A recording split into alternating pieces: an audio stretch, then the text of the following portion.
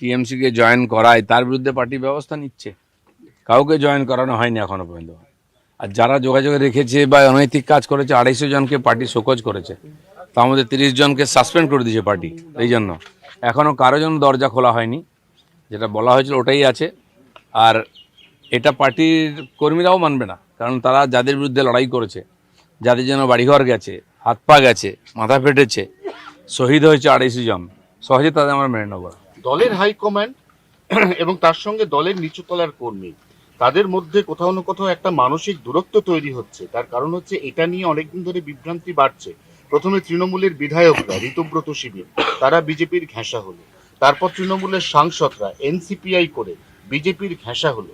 এরপর যদি তৃণমূল থেকে কাতারে কাতারে লোক বিজেপিতে ঢুকতে শুরু করে, নিঃসন্দেহে যে সমস্ত কর্মী বিগত 15 বছর ঘেঁষাঘেঁষি হতেই পারে। আমার পাশের বাড়ি থাকে কোনো টিএমসির লোক, তার সঙ্গে কথা বলবো না? এই ধরনের রাজনীতি তো আমি কমসে কম করি না। টিএমসির এই এমএলএ এমপিদের সঙ্গে বেশিরভাগের সঙ্গে আমার সম্পর্ক আছে এখনো, কিন্তু কাউকে আমি ডাকিনি বিজেপিতে এসো। তারা তাদের পার্টি করছে, এখন সর্বভারতীয় পার্টি আমাদের, তারা যদি কোনো ডিসিশন নেয় সেটা আমরা মানবো, কিন্তু তারাও এখানকার পরিস্থিতি জানেন। তো সেই জন্য পার্টি ঢুকে যাবে, বিজেপি ডুবে যাবে এরকম নয়। সারা ভারতবর্ষে বিজেপি এভাবে জিতেছে, এগোচ্ছে এবং সুশাসন দিচ্ছে। স্যার, কয়েকদিন আগে অ্যান্টি করাপশন ব্রাঞ্চ তৈরি হয়েছে, দেখা গেল যে গতকালই একজনকে গ্রেফতারও করা হলো এবং সাব ইঞ্জিনিয়ার সে ঘুষ নিতে গিয়ে তাকে গ্রেফতার। সব জায়গায় যে সিস্টেম চলে এসছে, আমি কমপক্ষে বলতে পারি পঞ্চায়েত ডিপার্টমেন্টে 3 বছরের বেশি যারা কোনো জায়গায় ছিলেন সবাইকে আমি ট্রান্সফার করেছি। জেলা স্তরে 1150 মতো লোককে, এবং ইঞ্জিনিয়ার, চিফ ইঞ্জিনিয়ার পর্যন্ত আমাদের ডিপার্টমেন্টে তারও ট্রান্সফার হয়েছে। প্রথম এটা করতে পারি সরকারের, কারণ বহু বছর ধরে এই ধরনের ছিল আর এই গন্ডগোল চলছিল, এটা ঠিক হবে। আপনারা জানেন পঞ্চায়েত বিল নিয়ে এসে আমরা, যে পঞ্চায়েত প্রধানরা সবচেয়ে বেশি দুর্নীতি করে তাদের কাছ থেকে আর্থিক ক্ষমতা আমরা কেড়ে নিয়েছি। সরকারিভাবে যেটা করা সম্ভব সেটা আমি নিশ্চয়ই করবো। আর সাধারণ মানুষকে বারবার বলেছি, যারা পীড়িত, যারা অত্যাচারিত, যাদেরকে লুট করা হচ্ছে, সিন্ডিকেটের বলি হয়েছেন, সবাই আইনে আশ্রয় নিন, কমপ্লেন করুন, থানায় যান। কেউ বাড়িতে এসে ন্যায় দিয়ে যাবে না, কেউ থানায় গেলে কাজ হয় কিনা দেখুন। এই যে এত নেতা অ্যারেস্ট হয়েছে টিএমসির ভেতরে যাচ্ছে, কেউ না কেউ তো কমপ্লেন করেছে। এই যদি কমপ্লেন না করে স্বপ্ন দেখে যে সোনার বাংলা হয়ে গেছে, তাহলে ভুল করছে। নবান্নতে একটা কন্ট্রোল রুম খোলা হয়েছিল এই করাপশন নিয়ে। সেই কন্ট্রোল রুমে এখনো পর্যন্ত 80% ফোন এসছে যে দাদা আমরা অন্নপূর্ণার ভান্ডার পাই। তো এর সঙ্গে করাপশনের কী সম্পর্ক? নেই তো। সারা পশ্চিমবাংলার, বললাম তো, নিজের কি পাবো তার জন্য সবাই চিন্তা করছে। কি করে করাপশন বন্ধ হবে, কারণ বেশিরভাগ লোকই করাপশনের সঙ্গে যুক্ত। বাড়ি করার জন্য অবৈধভাবে টাকা দিয়ে কে ওখান থেকে প্ল্যান পাস করায়, খালে বিলে রাস্তা ইরিগেশনের জায়গায় বাড়ি করেছে তো সাধারণ মানুষ, টাকা দিয়েছে নেতাদেরকে। তো যে দিয়েছে আর যে নিয়েছে দুজনেই সমান দোষী। কেন সরকার তার কাজ করে যাচ্ছে করাপশন বন্ধ করার জন্য। মাটির স্তরেও আপনারা দেখেছেন, আমাদের মন্ত্রী, স্বাস্থ্যমন্ত্রী হসপিটালে যাচ্ছেন, আমাদের পূর্তমন্ত্রী তিনিও গিয়ে দেখছেন, মাননীয় মুখ্যমন্ত্রী নিজে থানায় গিয়ে, ফায়ার ব্রিগেডে গিয়ে ওখানকার পরিস্থিতি খতিয়ে দেখছেন।